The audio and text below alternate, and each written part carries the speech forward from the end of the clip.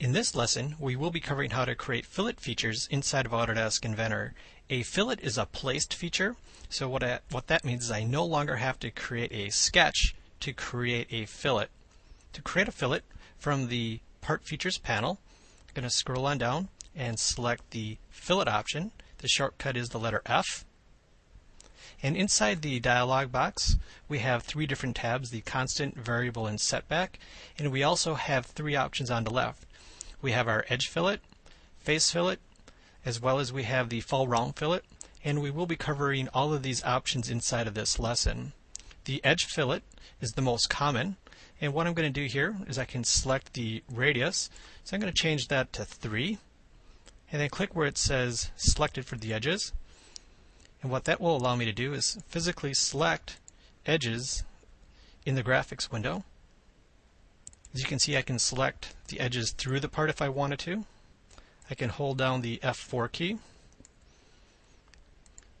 and I can select any edge that I want. You'll see that I'm getting the real-time preview.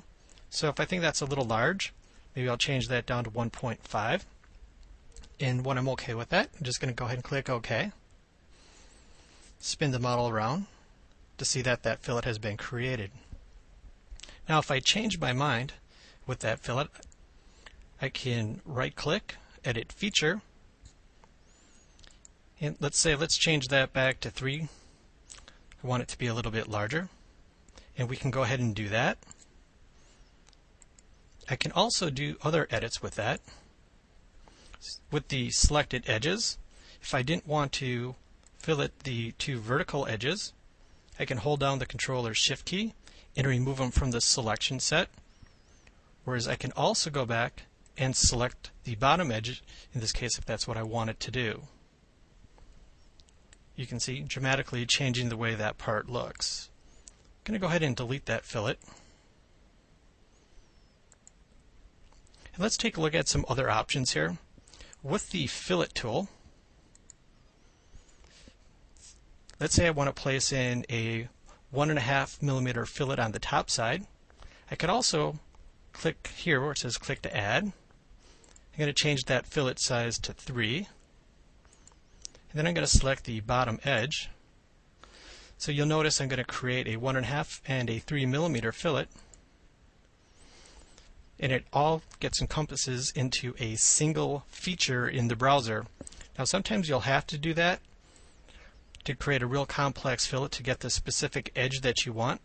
But in this case, this may be kind of difficult for people to go back and edit later.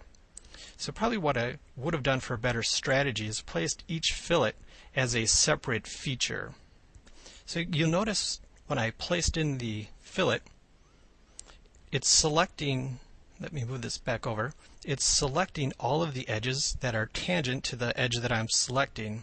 Let's say I wanted to run a fillet just off this one edge. I'm going to expand the dialog box, and we have an option here called Automatic Edge Chain. So now with that deselected, I can go back and select my two top lines, click OK, and you see a dramatic result compared to what the other fillet was when I ran it all the way across. So if you want to do that, what you need to do is select the edge chain option before placing in that fillet. The next option that I want to take a look at is going to be working around corners. So what I'm going to do is I'm going to select 3 edges that come together here. And if I expand the dialog box, you'll see that there's rolling ball where possible. I'm going to go ahead and click OK. If I zoom up tight, you'll see if we were to shell that part out and put a small ball in there, it would actually roll right into that corner. Now there is an option. If I go back and edit that feature, go back and expand the dialog box, and I'm going to uncheck automatic or the rolling ball where possible. You can see the result is a lot different on how that fillet is being created inside of that corner. So one more time, I'm just going to go ahead and delete that.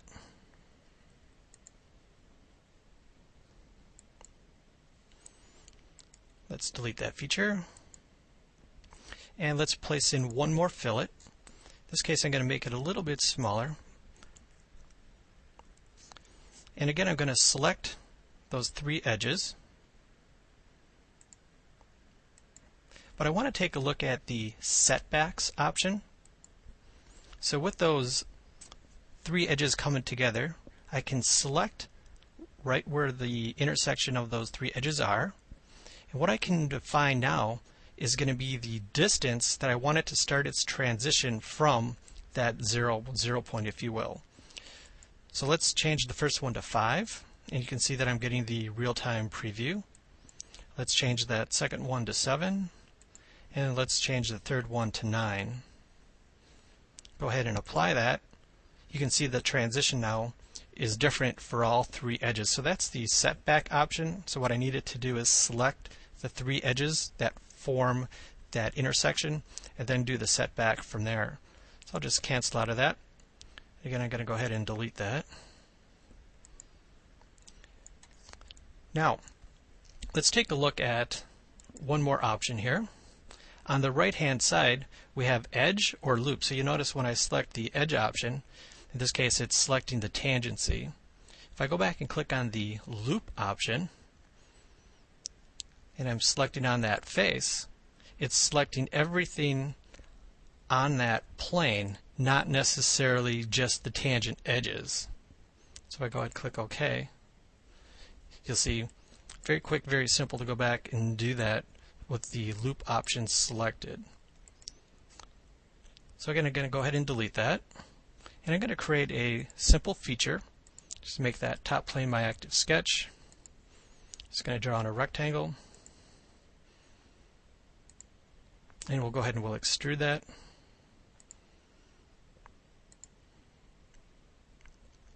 Now with this fillet option, on the right-hand side, we have an option to place a fillet along a feature. So if I select that feature, you'll see that it's doing all of the edges on that feature. What it's not doing the edges that would actually combine that to the original body, if you will, or the base feature. So that makes it very easy to do if you want to just do the fillets for a specific feature. Again, going to go ahead and delete that. Now the next option to go back and take a look at from the fillet is we have all fillets.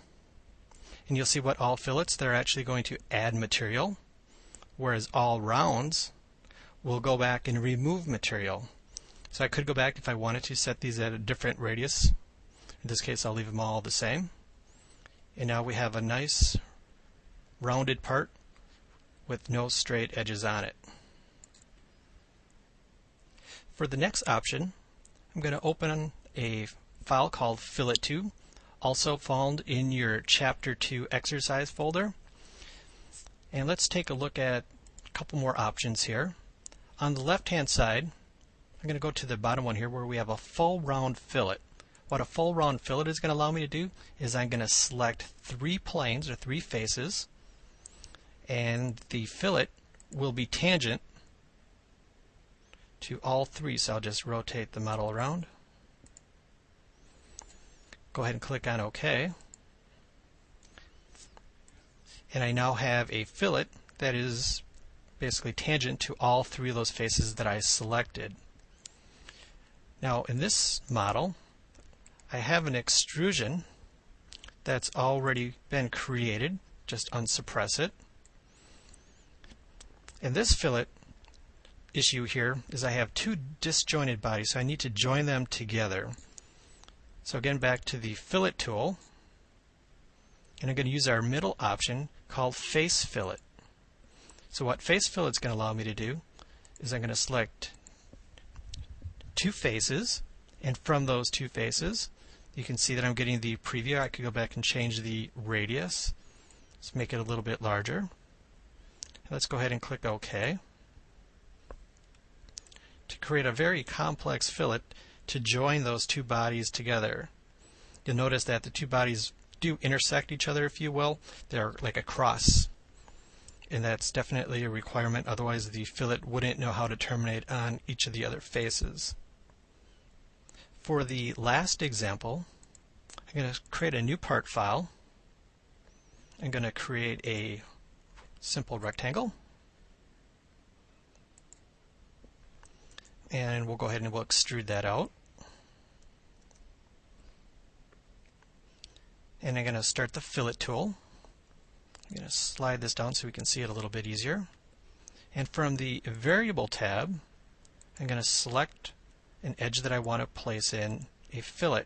With a variable fillet, what we're going to be able to do is define a starting radius and an ending radius to start off with.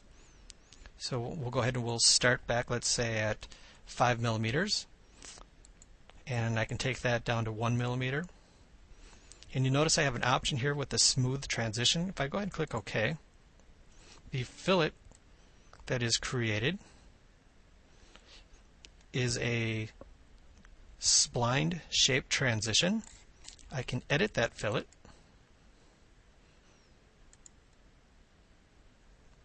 And let's uncheck smooth, where now it's going to transition in a straight line. And let's change the graphics to wireframe so you can see it a little bit cleaner. But it's definitely transitioning in a straight line. We'll shade that back. On this opposite side, we'll create one last variable fillet on this edge. But in this case, what I'm going to do is I want it to start off with a 2 millimeter and end with a 2 millimeter. But what I also want to do is I want to have it have a different value right in the middle. So what I'm going to do is I'm just going to pick a point, and you notice that it shows up here. And the position, this is actually a percentage, so I'm going to go 0.5, so it'll be right in the middle. And let's have it transition up to 5 millimeters. Now you can place as many of these points on your edge that you want, and you'll just define them just as I did here. So again, if I spin that around, let's switch it to a wireframe mode so we can see it. A very complex fillet, very easy to do inside of Autodesk Inventor.